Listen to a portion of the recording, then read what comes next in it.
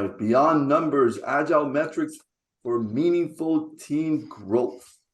So as an enterprise coach, I spent a lot of my journey kind of helping teams and helping organizations move through their agile journey. And Regina's here also to prove it. I know many times when we work with companies, we do a pretty good job, Regina, right? A little bit. But it comes down to actually showcasing the work that the teams are doing. And the only way to do that, especially to the executives, is to show some numbers, right? Show some data points. So I want to kind of walk you through an understanding a little bit of the numbers, but ideally, it's very taxing to showcase numbers. It really is. And sometimes we ask teams to come up with these numbers on a regular basis, and we're taking away from them, right? We're taking away from them being productive and doing some amazing things. So what can we do behind the scenes to kind of get that data? So that's a lot of our conversations to date. They're going to be probably metrics that you're not aware of, or metrics that we should possibly be looking at, right? So that's really our concentration. Again, I'm pairing with awesome Arturo there, which is going to also provide a sample, I guess, taste of one of the tools that he's working with and kind of showcase what that can do for organizations. So really, really excited to hear that part as well. All right, let's get going, Nelu.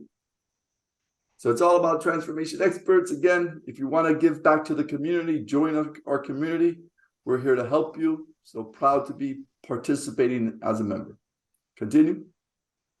A little bit about me. Yes, it's all about the family, right? So it's how do I continue to do well so my kids can be proud of me, right? So understand that you do have an underlying reason why you do things.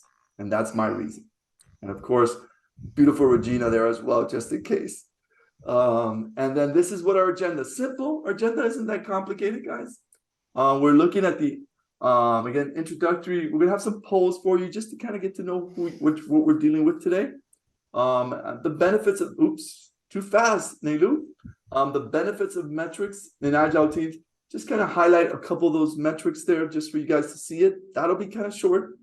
And then the third bullet item is what I'm really interested in understanding: organizational effective metrics, right? What do we need to look at from an organization perspective that might kind of shine a light of what we should be doing or looking at, right? And then, of course, we have Arturo that's going to present his view on some of the things that he's doing. It's pretty spectacular to look at. All right, let's get the ball rolling. So we do have some initial polls. I hope you guys can participate on this. It's not that hard.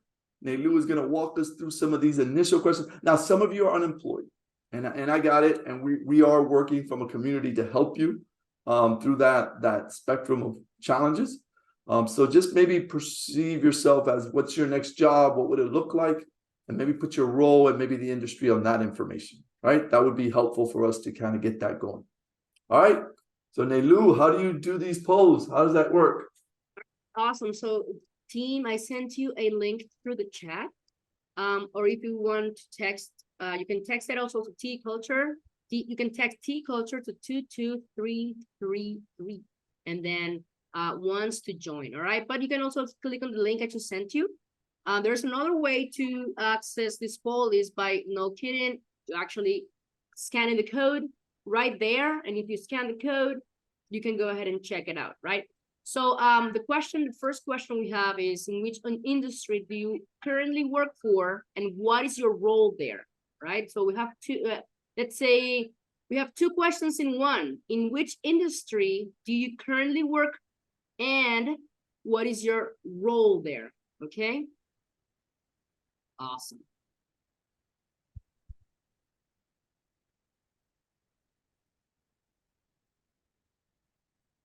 All right, thank you so much.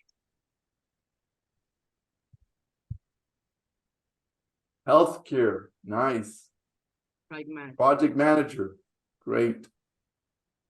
Hey everybody, I'm sorry, I'm driving at the moment. I'm unable to join in this activity, but just real quickly, I work in the election management software industry. I am an implementation manager there and an agile coach. And this is my second time at this gathering, which I really love so much. And I'm happy to be back here. I'll be listening to you while I drive and I'm waiting to learn more. Awesome. Thank you. Thank you so Yes. much. Very exciting. Listening to us while we drive. So let's make sure we speak very quietly and very calm, just in case. Oh, no. Just speak exactly how you need to. I'm good. So the last question I have for you specifically, because you're driving, how Yes, big is go your ahead. organization? 1,000, Um, 10,000, 100,000? How big is? I wish it's 100,000, but we're not there yet. It's still it's I'll call it a mid-size business. It's just we have in total maybe about 700 developers, all scattered around, well distributed.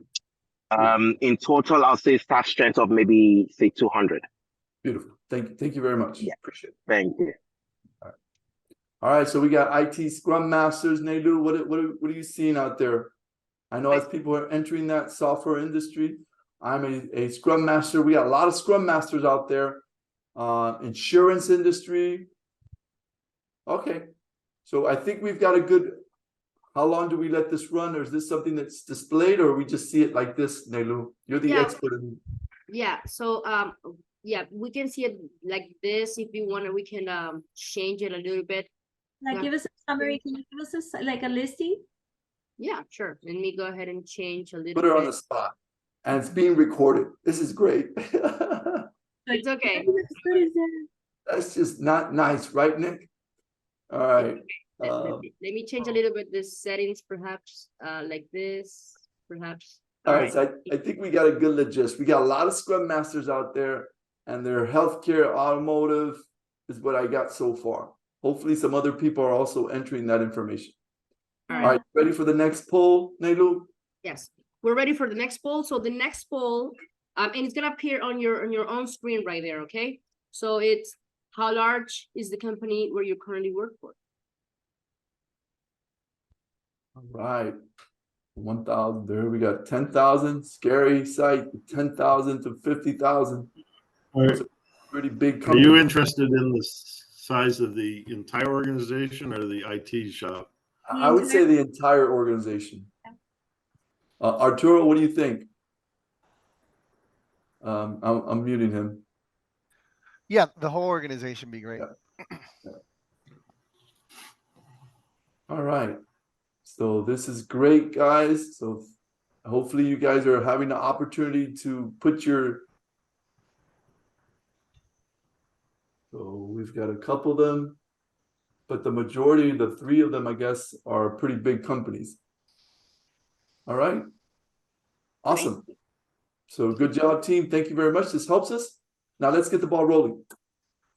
Thank you, Nelu. What are the top organizational metrics? So here's one that I'm really challenged for. What are the top organizational metrics that your organization or large companies are using to determine organizational effectiveness? What are the top metrics that you think your organizations might be using to say, my organization is awesome, yours is horrible? What are we using?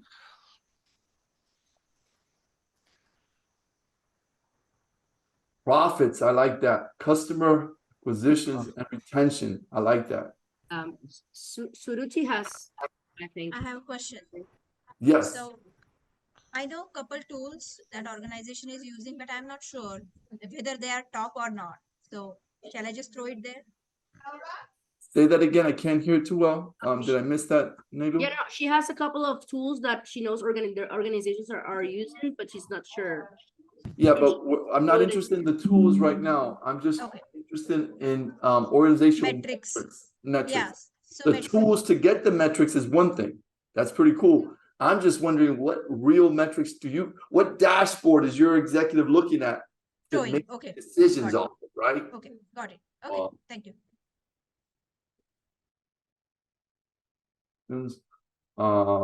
Value creation.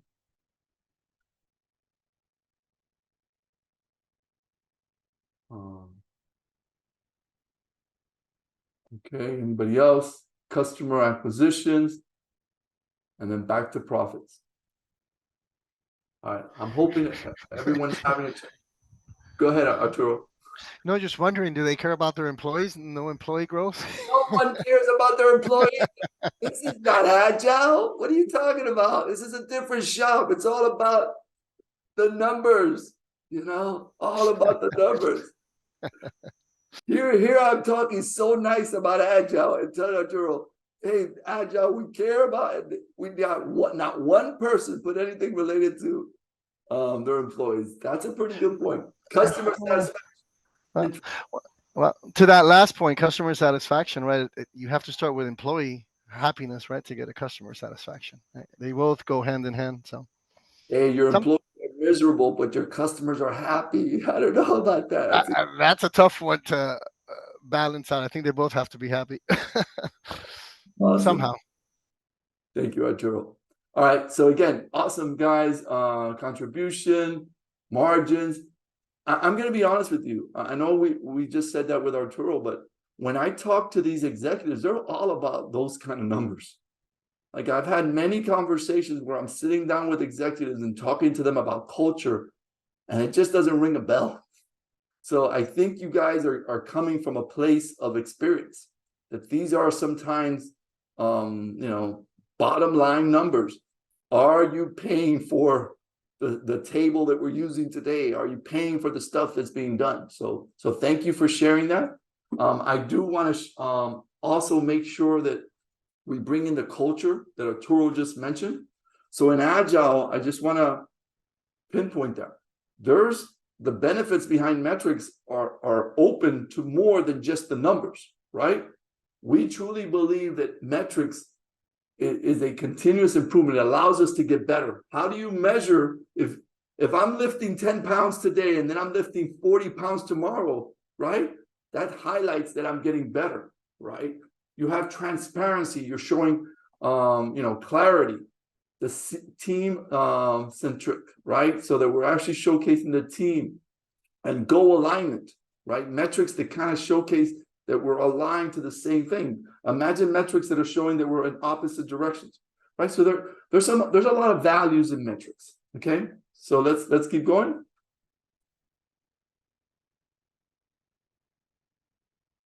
These are some standard ones that you see out there, especially when you're doing agile transformation. This actually comes from scaling model.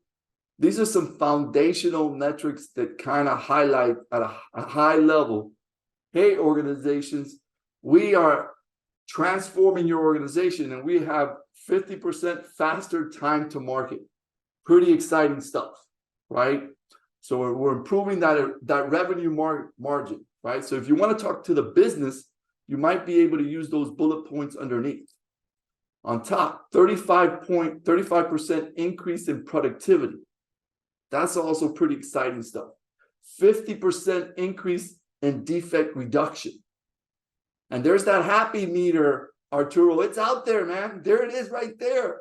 30% happy meter. Vero, you're raising your hand. How can I help? Yes, I have a question. So it says on here skilled agile. Does that mean with the skilled agile framework? So this is a scaled agile metrics that they've used their case studies to come up with. But I can tell you, I've done teams that are not fully scaling, and at the team level, I'm seeing metrics even higher than this, right? So just understand that's their numbers. I'm trying to showcase that they have some case studies to prove a lot of this stuff. It's not just Rick and his case studies, because that could be tainted, you know? This is also one of the safe questions. There you go. So if you want to pass a safe question, safe exam. Julie's giving you some advice. Awesome. Thank you. So again, guys, these are the metrics we are kind of aligning to when we're doing transformations, and at least starts the conversation. Okay. So moving forward, Nelu. These are the team metrics that we're all kind of familiar with. Godwin, you should be familiar with this. I think I saw Bob out there. I think I saw a lot of Scrum Masters that, kind of do this for a living. these are kind of very foundational metrics. You know, you got your velocity, you know, you got your burn down chart, you know, you've got your, sprint, you even have a health radar.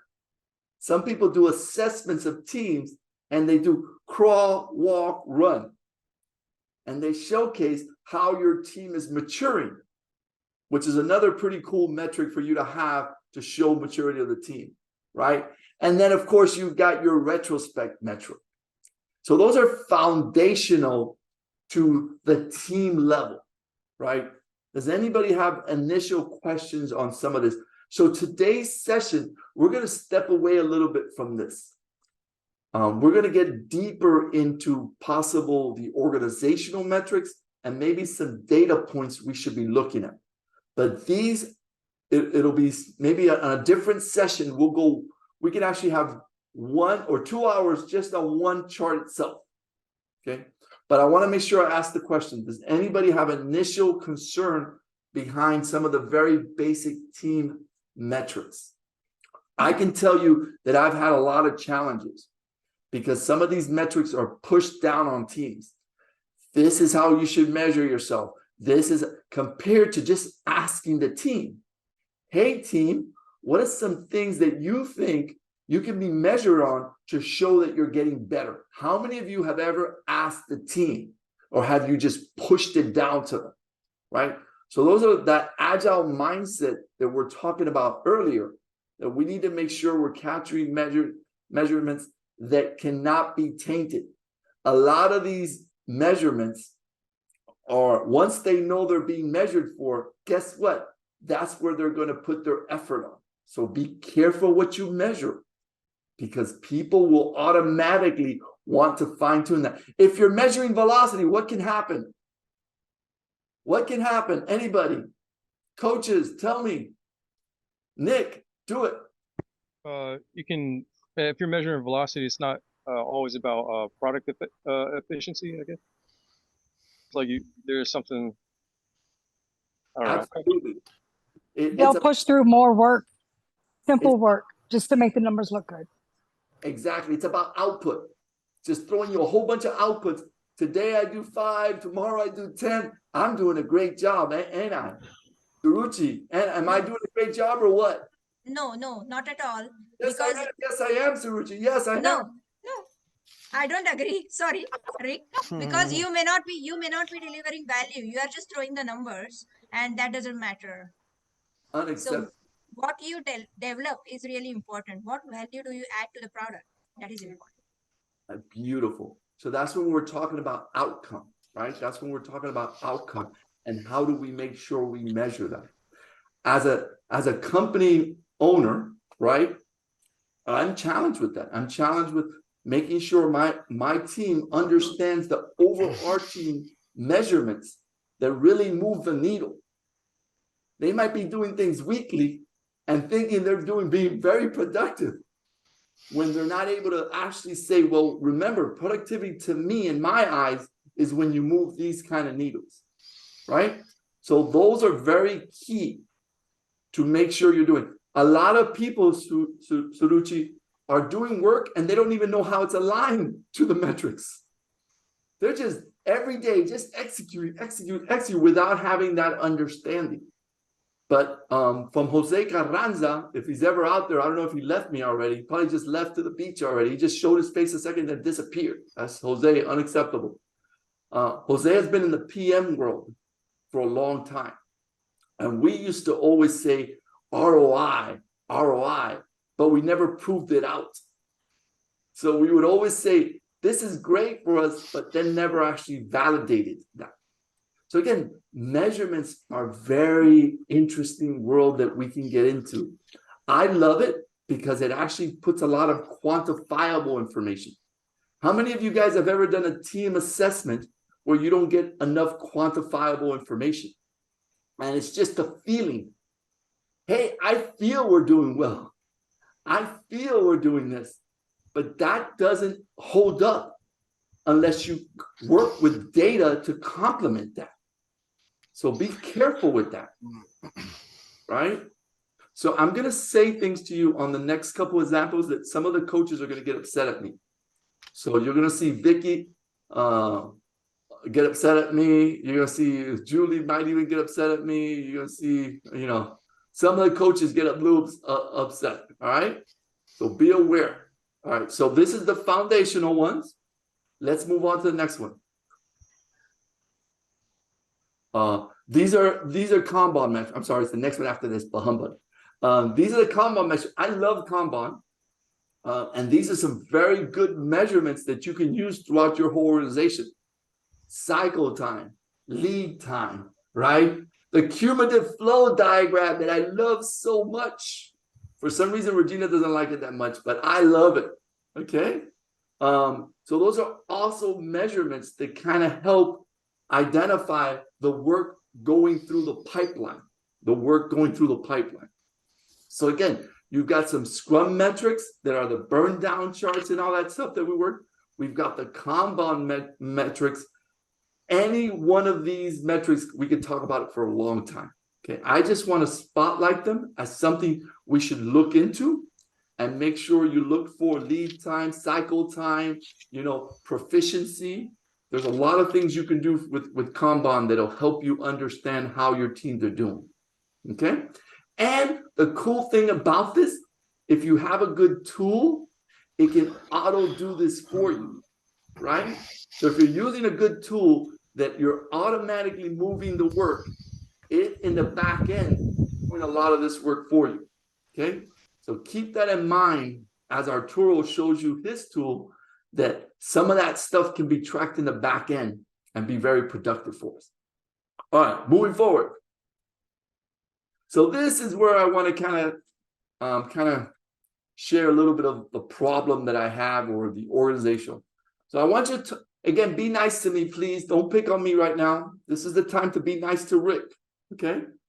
All right. So first question that I have, how can we track effectiveness of the team's interaction and utilization when using key applications?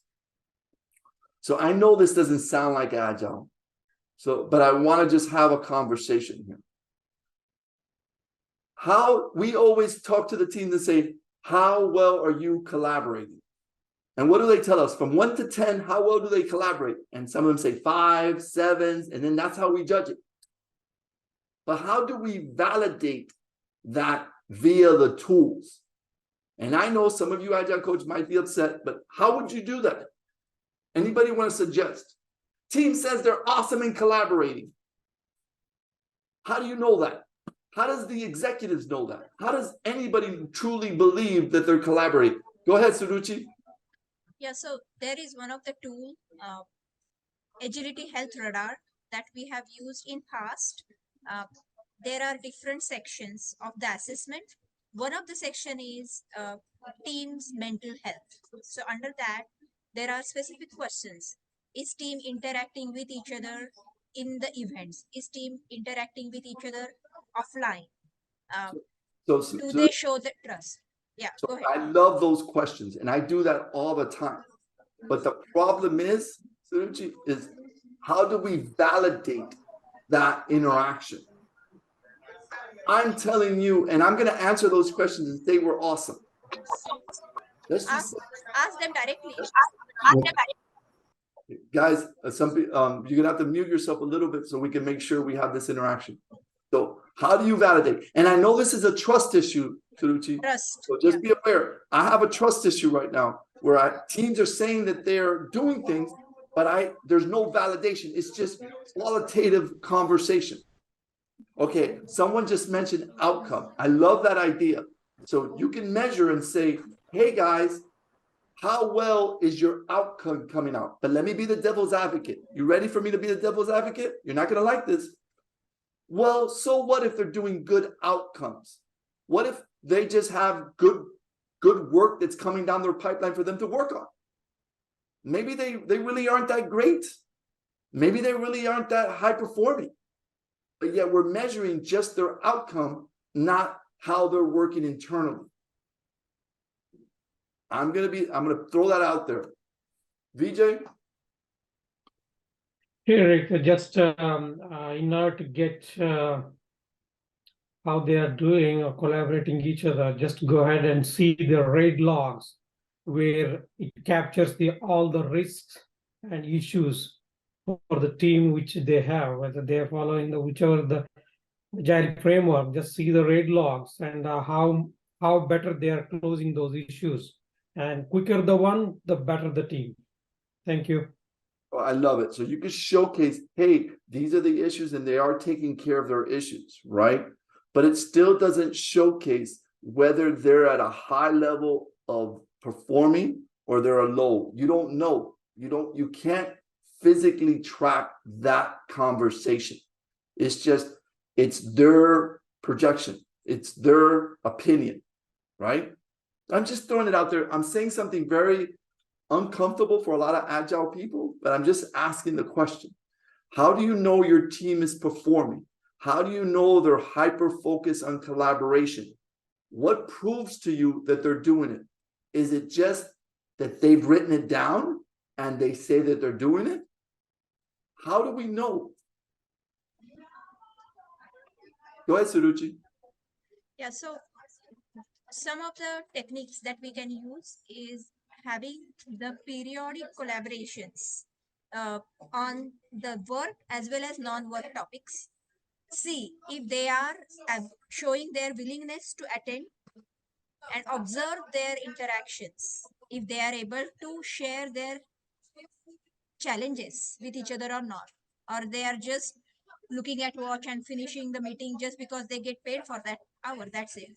Observing them, how they are interacting, what are the outcomes of those interactions, even though they have to hear some disagreement. Are they comfortable with each other after having disagreements?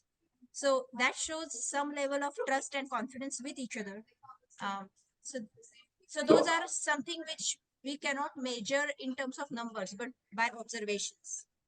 So I'm going to say yes to you because that's what I do as a coach. That's how I feel them out.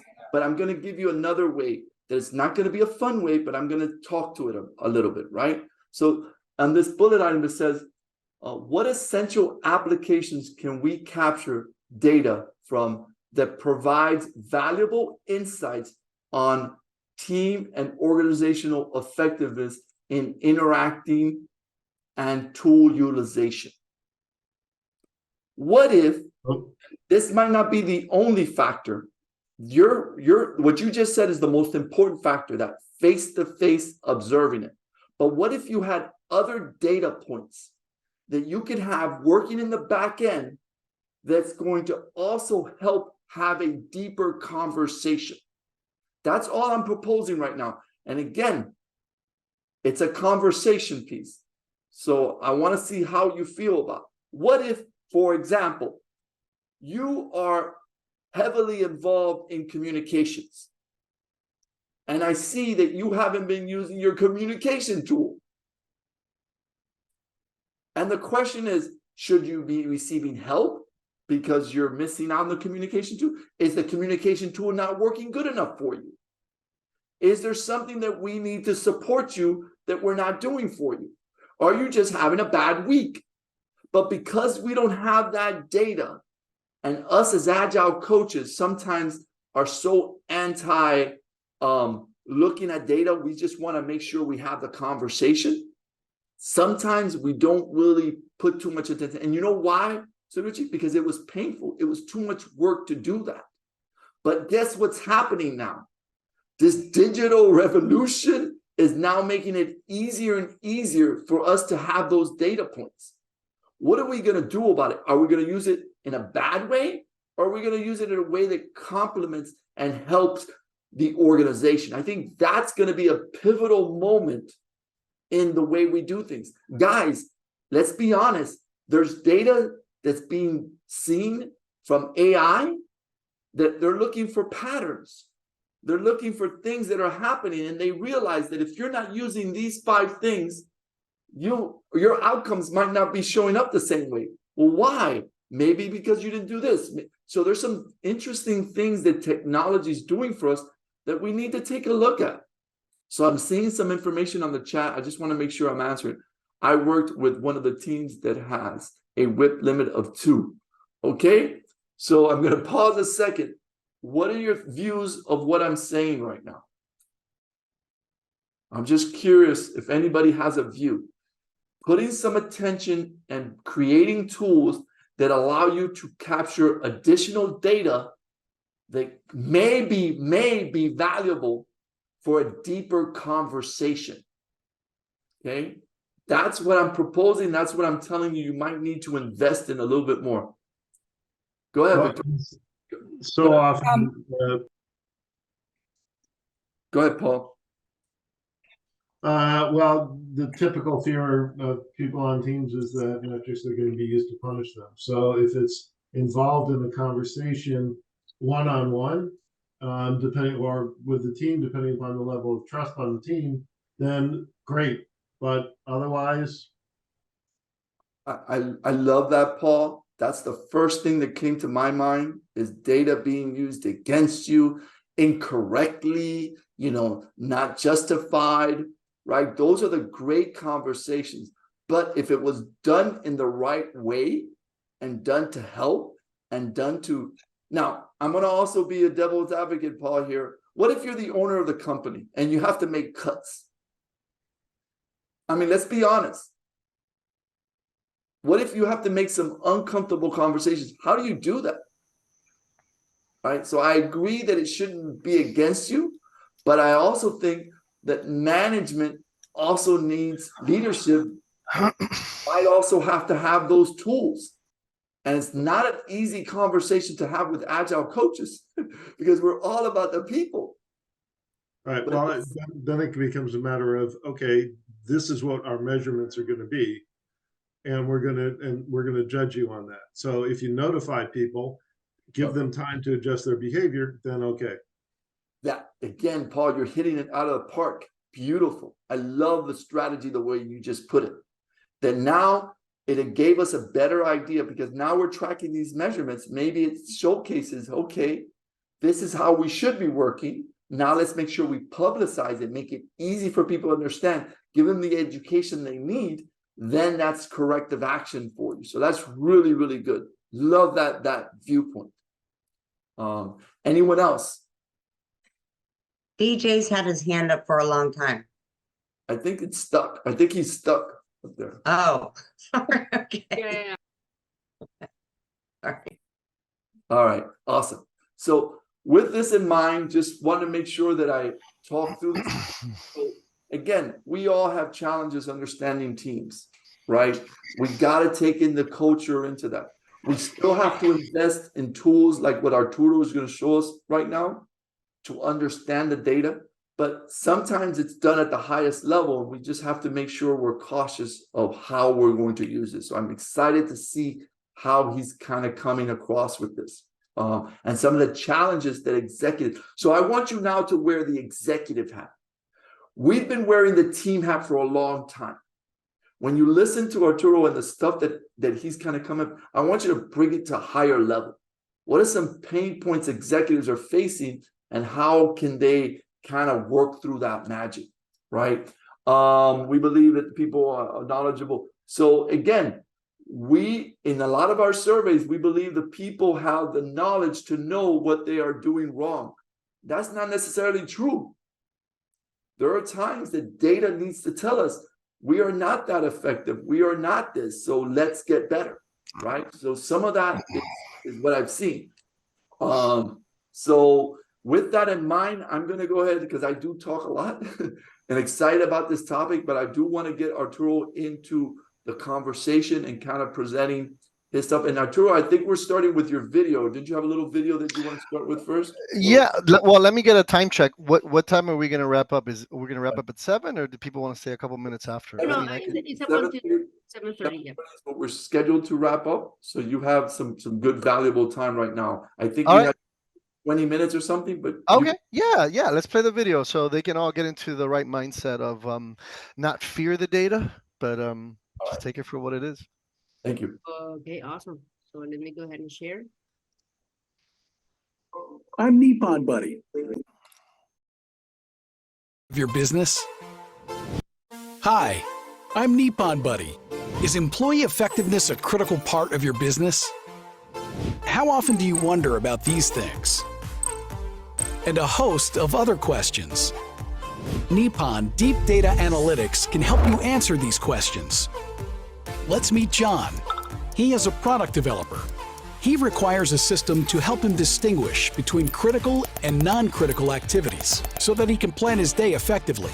He needs a clearer view of his effort output to advance in his career, possibly explore self-improvement opportunities, and truly recognize his skill level.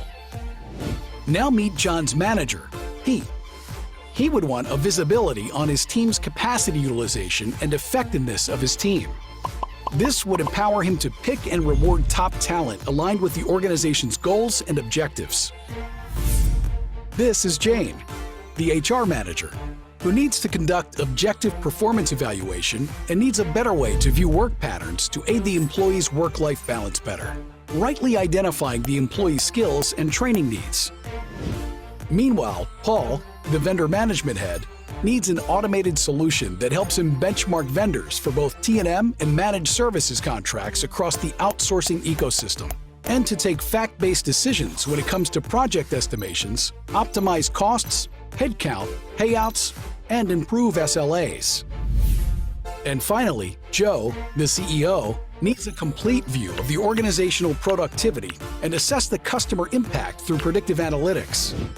Deep data analysis from Nippon helps every individual in the organization across all roles.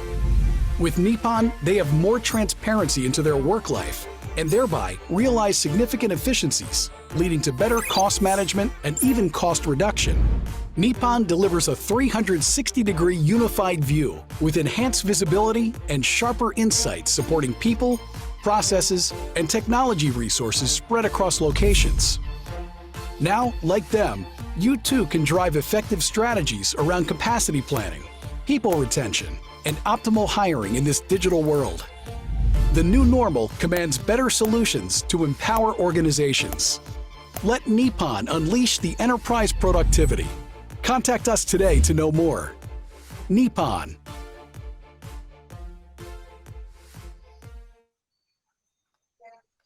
All right, that was a cute video. Was that you on the skateboard? No. Well, I can tell you the video presents the information better than I can. So hopefully that was enlightening for everybody.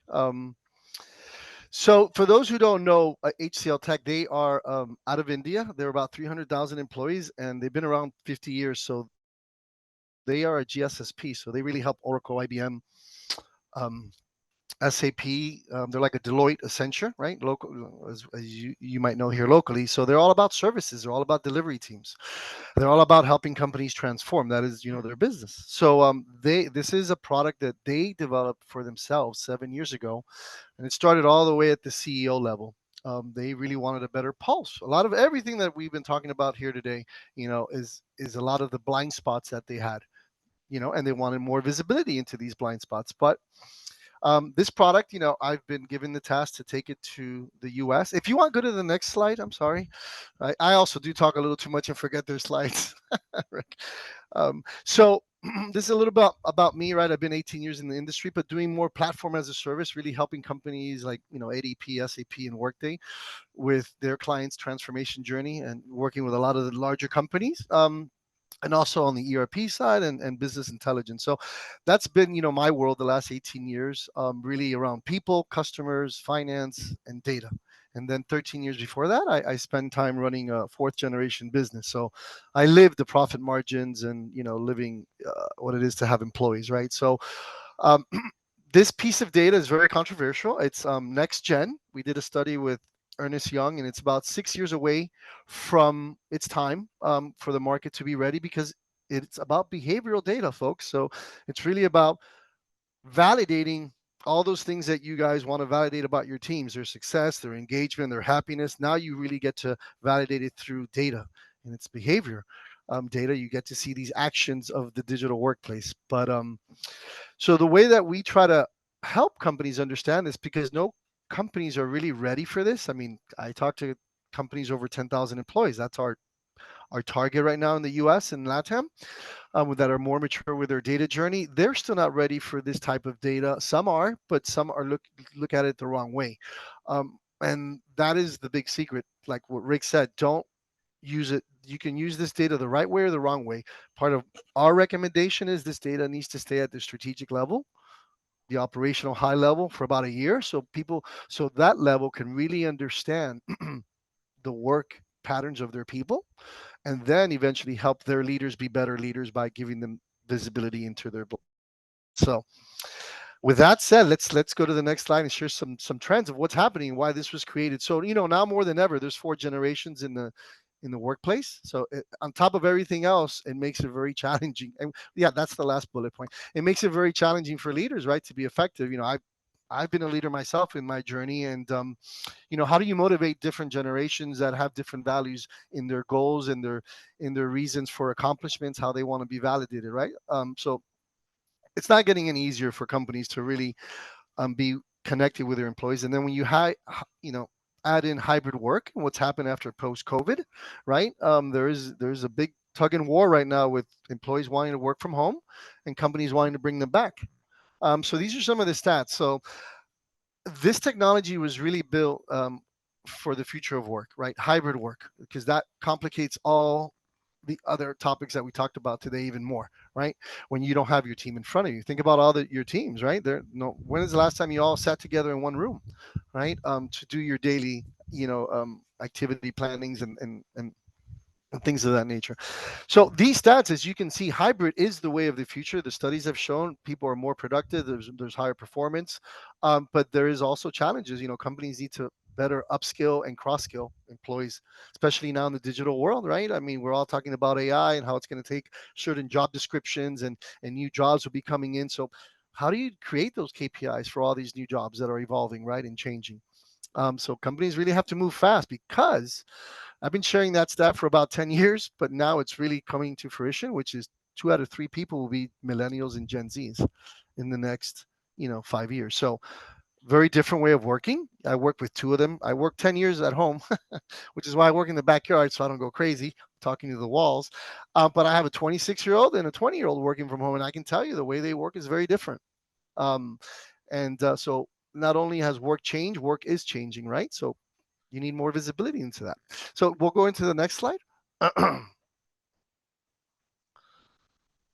Yeah, you can pop them up. I think it's like 4 of them. So what are the problems that this type of data is going to solve? This behavioral data of really looking at how your people work, how they interact with each other, how they use the tools that you gave them to be they can be. Now there's no more guessing. There's no more surveys, because at the end of the day, you can't validate a survey. Now you're going to have tangible insights into what's happening. And your leaders don't have to really tell you anymore, what did you do last week or what did you do yesterday? Because that's not a very fun question and not a very strategic question that a leader should ask, right? At the end of the day, we all know that there is a challenge with leaders, and there are good leaders and bad leaders, and that's why this data is very controversial. And it could be very dangerous, right? But as you can see, there's a lot of problems happening, right? There's a lot of productivity issues, development issues, and as you keep throwing technology at people to do their jobs, who's going to train them, skill them, and have them work with the tools the right way, right? But companies are really struggling. One of my themes with a lot of companies that are industry leaders is, those that survived COVID were the ones that were agile and were able to transform their office remotely. So, I was at ADP during that time, and half my workforce already was hybrid, so it was very easy for ADP to adapt into a hybrid or full remote model, right? As you saw, a lot of companies who didn't do it the right way, they're not there anymore, right? And we saw that a lot in the mid-market, but even higher, I mean, a lot more in the mid-market than the enterprise accounts. But it's really, how can companies be more sustainable, right? Because we don't know when the next COVID or version of a COVID will come back again, right? So we'll go to the next one. Guru, we had a hand up. Oh, okay. Yeah. Yeah, Let me so know, because I get into the zone and no, there was percentiles that Mhm. we have presented, like 42%. So where did that data come from? I mean, So there's a is bunch it of based studies. on observation or asking questions? Because if you can go to previous slide, Yeah, Uh, yeah. So the data comes from Gartner, Deloitte. I have my research team that puts these percentages together. So it's a variety of different sources. They're industry leader HXM sources that are really geared to enterprise companies. So the data is really for surveys that have been done across hundreds of companies that are more at the enterprise level. Got it. Thank you. Yeah, you're welcome. But it's about the story, right? I mean, whether there's a delta in the data or not, I mean, the stats are almost 50%, right? So if there's a 10% variance, I mean, the data continues to trend upward, right?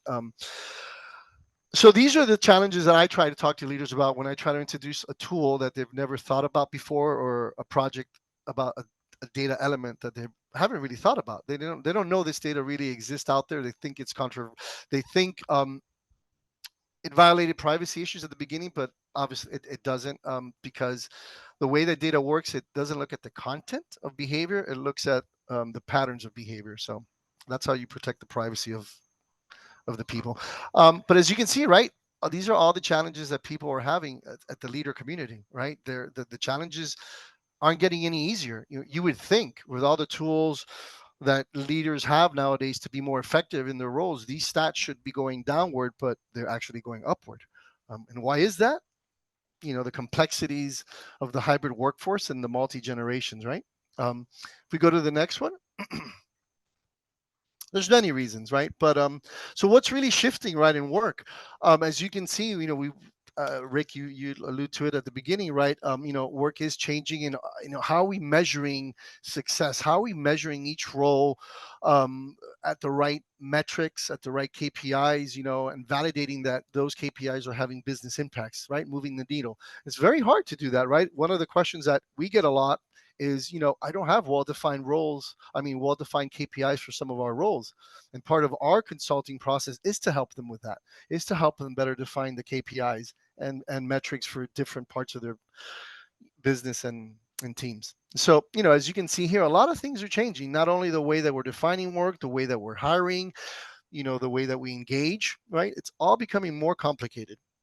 So there's an important study that Gartner put out about hybrid work. So if work is changing, so are the times, and so is the 8 to 5. There's no more 8 to 5. It's all about when people working from home want to do their tasks, not meetings, but their tasks to meet their objectives at the time that they want to do it. And as you can see, if you give flexibility and that autonomy, you have optimal performance in their efforts. And these are studies done by Gartner, right? At the end of the day, it comes back to trusting your employees. And when you trust them, they become happy and they work a little better. Not that hard, it's stuff that's always been there. It's just that as companies get bigger, I think they lose that essence. I think we have a question there. I think they stated something in the chat, which is, I think the challenge is that more leaders are boomers of Gen X. They would misuse the tool, no matter how good original intent. Yeah. Well, like I said at the beginning, and this is one of the things I tell, this is not for frontline leaders. This is to stay at the strategic level for a couple of years until you develop right action plans on how to give this kind of power to your leaders. So yeah, it can be dangerous. You are right, in the wrong hands, right? So we have to be selective. But yeah, look, at the end of the day, this also and you'll see here what it validates also promotions, because and I'll get to that, but it's part of that point that was just made. So our first customer story is ourselves, right? We started 7 years on this at the CEO level. I report directly to the board and the EV and the executives of this company, because this is their baby. This is their only homegrown technology. They own another $5 billion of software that they bought from IBM, but this is theirs. And they wanted to really look at the life and effectiveness of their employees globally, right? Because they're helping the largest companies do transformation projects. So it really came down to, as you see there, productivity, efficiencies, engagement, things that you all talked about. And then the goals were, right, they wanted to drive utilization and productivity by 20 to 30%. And if you go to the right, here's some of the studies that they did. I mean, if you hit it one more time, the click, it'll show you some of the metrics that have been measured, right? So back to, what you guys have to report to your leaders, right, around profit margins and efficiencies, right? This is exactly, at the heart of why they wanted to do this, right? So if we go to the next one, we'll go a little quicker through this one, but this is more about, we are part of Fieldglass, which is a contingent labor tool for governing the billable hours. So as you can see, executives aren't happy with what's happening with contract labor. There's a big profit leak. Projects are 25% overbilled, and that means they should finish their timelines 25% earlier, right? So they're actually running late and late to market. So a lot of them have a lack of visibility into the quality of work of their project. And contract labor, this is more for contractual labor, but contract labor is about 40% of the overall workforce for a lot of these enterprise companies that we focus on. And it's a big problem because they work with your FTEs, right? And these lack of interactions that you see on the right are the core problems of the challenges that companies are having, right, when you wear that executive hat. So this is an area that we focus on, is helping them put some governance into the billing and the auditing of these hours, because it has a direct impact to the cost of the projects. But this is this part can be very controversial, right, as well.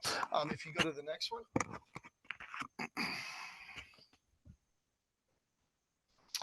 I won't read through this, but it just reiterates what's happening right now with contingent work. Look, as we all know, FTEs and contingent labor, there's a rise in contingent labor.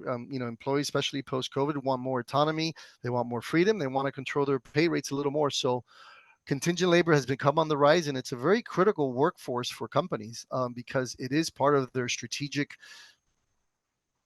part of the strategic labor that they pay a lot more for those hourly rates, right, versus FTE. So, but there is a problem. They have very little tools to manage that part of their talent. And it's a talent pool, because contingent labor is directly a good pool for companies to hire into and convert to FTEs, right? So these are all the challenges that they're facing there. But again, it comes down to a lot of lack of visibility. So if we go to the next one. Okay, so what is the, if you want, just pop one up first, one box, Nelu. Go back. Oh, I'm sorry. No, yeah, just go back one. Go back one more. So, no, I'm sorry. Just yeah. There you go. Right there, perfect. So, right, what is this tool, Nippon? What, great video. But imagine now that there is a piece of technology that will sit in the laptops. It can be stealth, right? Employees will not know at the beginning as we're understanding their work patterns, and it can sit on servers. So what this piece of technology does, it looks at the effort. So a lot of the time that we spend with companies is to understand every department or every business unit that they want us to have this technology have observability over, different parts of their business, mainly critical parts of their teams they want to observe first, that are running very strategic projects. So what happens is we configure all the applications that the employees are using, and then we tie all those applications, all the effort levels of those individuals into their individual KPIs, metrics, targets, and how they're measured on success, right? So that's what makes this very unique. We are capturing effort, time spent to hit your metrics. It's not to look at, oh, did you not work 2 hours today? No, it's how long did it take you to hit that task that we assigned to you. So when you start having that level of visibility, now you can start identifying talent on your teams, the level of talent, not just the talent that they have. Obviously, the talent is part of the job description, but the level of talent. How talented are they? Who are the unicorns on your team?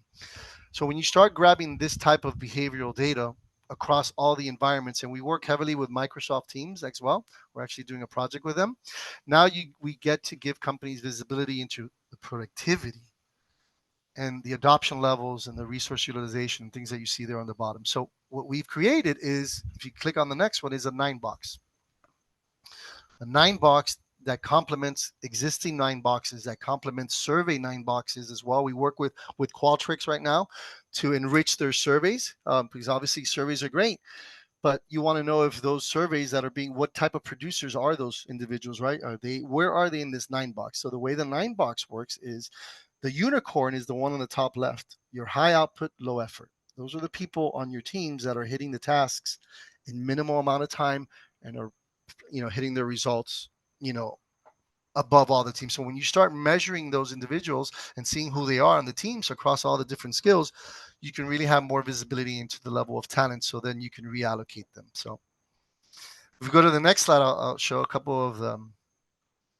So I'll stop here because just so you guys can read what this type of data does when it eventually gets into the hands of a leader after about a year of learning and development and working with a strategic office. These are the different types of insights that now a leader and the executive teams can start seeing around productivity, performance, engagement, resource utilization, because there's no more blind spots now. You're capturing. It's like having a team, right? If your employees were athletes, you're going to want to see them practice. You're going to want to see them work, so then you can coach them and train them better. So this is the same thing. We're doing this, and this is for knowledge workers. This is for employees that are 75% of their work is on a laptop or a desktop. It's not for non-knowledge workers.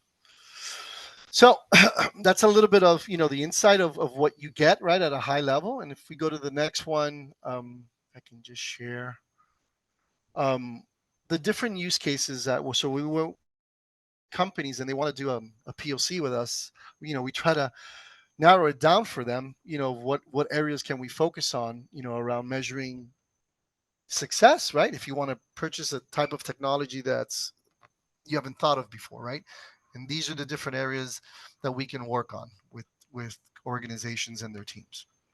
It's up to them to kind of guide us on what priorities they're having, right? So we can tweak and customize the technology a little more. We'll go to the next one. So this was, a use case that we did on, what's happening, a lot of times with project management and projects is, as you saw, they're overstaffed and they're overbilled. And a lot of times they think by throwing more bodies at a project, you're going to catch up and you're going to get to your timelines quicker. But, obviously you're not doing proper cost containment. So this was a company that came to us with a project of about 2,500 employees, right? A big project, very strategic project that they were working on, but they wanted to throw another 1,000 employees at it. And we're like, wait a minute, let's look at the talent that you have right now. Let's look at how they're performing and understand their work patterns, the way that they collaborate, how they're spending their time across the day, how they're using the tools. And then we can start reallocating them. And that's what we did. We reallocated that team into the right roles. Some were promoted. And by that reallocation of resources, they didn't have to overstaff. So that was one use case, around now identifying the talent on your teams to looking at the level of their skills, right? If you go to the next one. So this one is kind of more related to home. This was an Agile project team that came to us from a very large health insurance company. And as you can see right from the grid, they were all on the left side of the 9-box. And the goal is to move you to the right? Not all the way. We don't want to burn the teams out, but we want to get you to the top right. We want to make sure that everybody's in the right role at the right time and everybody's at optimal levels. And when that happened, these were the results that we were able to deliver to the business in a year's time, right? These were the metrics that they were measuring, across the effectiveness. So, it's the data is to give you now, that visibility into your people a little bit, a better pulse into your people. If you go to the next one then. And this is kind of how we provide billing governance. I won't dive too deep into this. This is how we work with Fieldglass and other time and labor tools. It's an honor system, right? These are 500 employees that said they worked 21 hours. Well, they didn't. They worked 18,000 hours, and we saved them that much money. And then we showed the client the utilization of the tools and how it added up to the hours, right? So this is kind of how we verify the bills, right? That companies are being billed by vendors, right? So companies are really using this to also see what vendors are working at optimal levels for them, right? So they're really gauging the caliber of their vendors with this technology, right? That's how we work with the PMO offices. So if you go to the next one, now I'll show you folks a little bit of the dashboards. So this is kind of the one of the main dashboards that a leader would use or an executive would use across any team, right? You can use this across different parts of the organization, right? But once we configure all the KPIs and metrics, we can start understanding productivity levels, as you can see, input and output, and how teams are evolving. The whole point is to see the evolution of the progress of these teams' effectiveness, right? If you go to the next one, just a little deeper dive, right, on how how the time is being spent, what applications are being used, right? I mean, there's as you know, there's a lot of shelfware out there, and some tools don't need to be, should be replaced for other tools, or maybe not even tools. But now we get to give you that visibility. If you go to the next one, just a little bit more now on work patterns. Just how are your teams working throughout the day, and more around what times in the day are they more optimal, right? Where are their downtimes, right? So now you're really understanding the patterns of work, so you can make better data-driven decisions as a leader, right? If you go to the next one, and this is now pretty deeper dive. It's kind of now really looking at how your people are working, what type of meetings they're in. Are they core meetings, non-core meetings, right? As we talk about agile projects, are these individuals being brought into different projects that really they shouldn't be brought into that meeting? It's not really directed to their to their task, right? So things like that, really measuring, and really understanding too how your top performers are spending their times here, so you can then kind of mold that across the people that need more. If you go to the next one, just a little deeper dive into now looking at patterns of the top producing teams and kind of how they spend their day in meetings, in core activities, all the things that companies can't see right now. And if you go to the next one, just a little more now on vendor management. So this is really powerful around cost analysis of projects and tasks, and if those tasks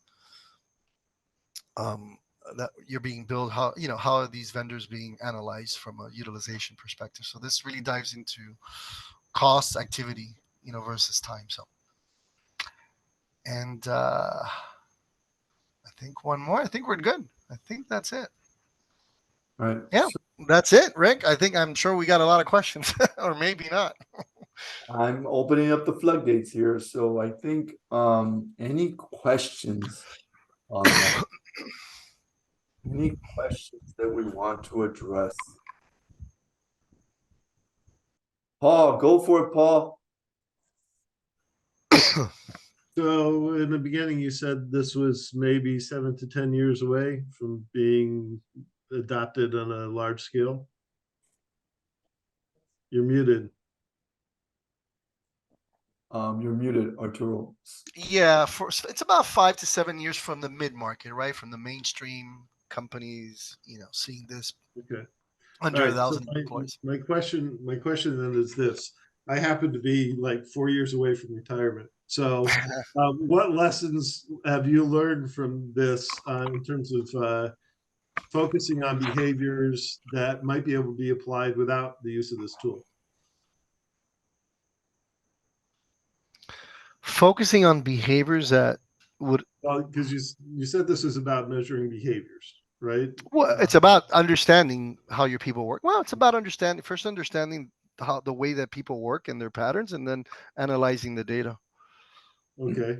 So are there and you showed a lot of information. Are there key areas that we could maybe through some other method figure out a way to do the same thing in the short term? I mean, is there anything else? or what No, is I it? mean, there's already tools out there that are grabbing your effort. There's tools that are already looking at the way people work today. The problem with what they don't have is the algorithm of turning that effort into analyzing it against KPIs and metrics and what people are being judged on, right, for success. That's the missing piece. So, and that's the hard part. That's what companies don't have. Um, but yeah, there's different ways you can tie it in to a certain degree, but you can't get this level of granularity, unfortunately. Like Microsoft Vivas right now, they and I met with a person just last week at a convention in head of people analytics, and they use Microsoft Vivas, but when they saw this data, they're like, well, Vivas only gives us when people are in a meeting and when they're out of the meeting, and that's all the behavior they have from their teams. That's very limited, right? Very limited visibility. Yep. Okay. All right. Thank you. You're welcome. Oh yeah. Hello. What? Can you hear me okay? Yes, we can. Okay, that was it. That was a sound check. Okay. So, couple of questions. At first, this sounded like this was similar to a first-party cookie that we use on websites. Is that kind of how this is? There's on the website, the first-party cookie attaches itself to the user, to the visitor to the website, and it follows. And then certain activities are then logged based on what audiences or what the consumer, us, the people who bought the tool, is looking for. Is that what is like? Did that employee log into that application? How long did they spend there? What did they do there? Is that what this is? So that's part of how we grab their effort, right? We want to understand their patterns of work, from when they log in to when they log out, so we can truly measure success. So yeah, we that is a piece of it, but it's different because we are now working with the clients to understand what applications do they want us to give them visibility into, right? It's all about what do you want more visibility into within your workforce, so we can figure that to every client. Some clients, want Yeah, you're limited going to narrow the scope depending on what they're looking for, what KPIs they're tracking, if they're looking yeah, a particular application is being used, and whether it's worth keeping in the portfolio. Well, the point is to grab everything. You don't want any blind spots, because at the end of the day, then we can't put them in that 9 box. I can't say this is your unicorn on your team, this is your optimal performer, because if I don't grab the 100% of how they work across their day, the algorithm is not going to be valid, right? Totally, yeah. Like you said, it starts at leadership, and it stays there for a while till you figure out that sweet spot. Yeah, and as in our customer story, look, we started at 1,000 people and we went to 200,000 over 7 years. This is not like payroll or benefits that is for everybody. No, you start small and you grow into it. What I recommend companies is, pick the projects, pick the teams that you're concerned about, so you can drive the needle, and you'll see the results, right? And then that's how you grow, right? And that's why it's 5 to 7 years away from really being at the hands of the end user at a mainstream level. But I'll tell you, companies are already looking at this in a very band-aid kind of way. I can see how this can be useful if you have more consultants coming through.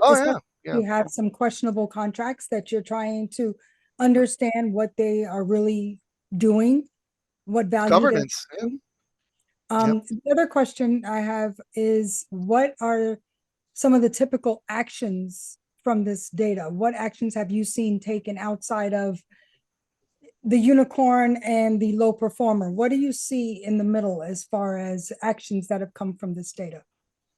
So we're still early in the go-to-market, right? A lot of the use cases that I share from our delivery teams with their clients. But from what we've seen with that is really coaching, changing training and development programs, tweaking the job description, right? You want to understand the top performer, what they do and how they do their work versus, the bottom line performer. So you can see the delta changes. And when they start seeing that, they start revamping their training and development program was one of the ways. They look at job descriptions as well and how they're measuring success, right? So all these different things come into play.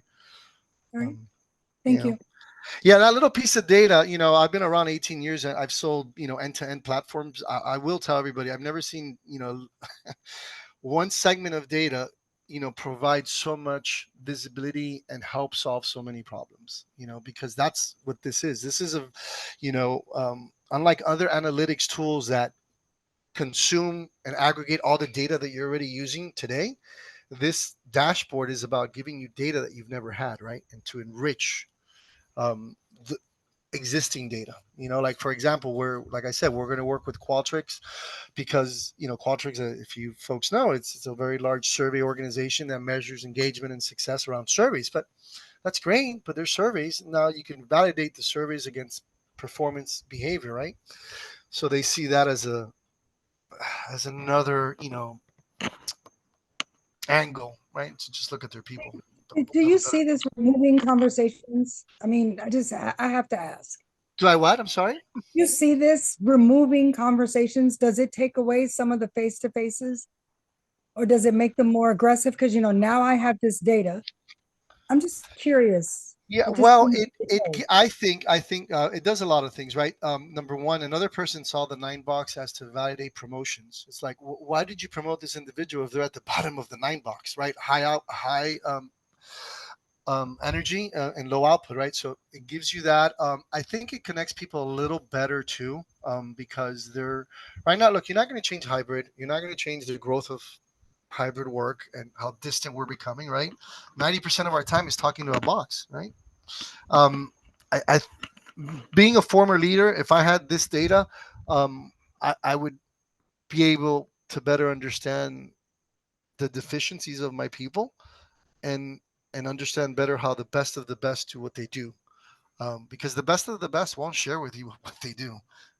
A lot of them don't.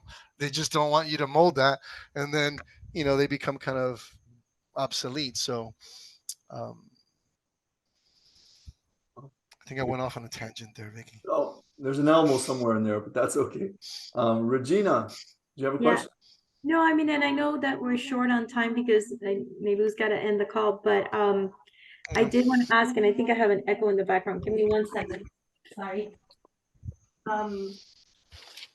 So you said like the different models, and I guess some of the POCs or the feedback that you've gotten is contract workers, right? That's one of the focus. Well, it's the low hanging fruit because, right, companies to invest in technology, they want hard dollars, and that's where the hard dollars are. So have they defined like the type of roles?